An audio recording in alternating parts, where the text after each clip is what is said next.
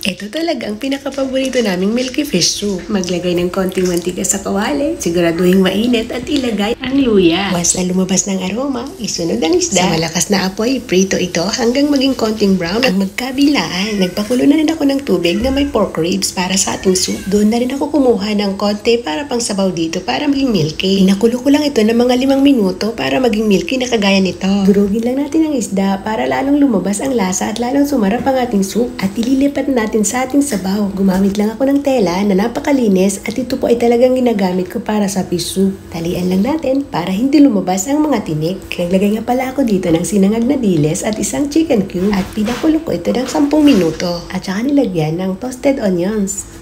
Bago natin alisin ang nakabalot na isda, i-press muna natin para lalong lumabas ang lasa. At saka maglagay ng hiniwang maliliit na kamatis. Ilagay na rin ang pampano fillet na ginawa natin kanina. At pakuluan na ulit ito ng mga 5 minuto. Naglagay ako ng lettuce sa mangkok at ilalagay natin ang fish soup. At naglagay din ako ulit ng toasted onions. Gutom na talaga ako at di na ako makapaghintay. Halika na, saluhan niyo ako. Don't forget to like and subscribe for more videos. Thank you for watching. God bless!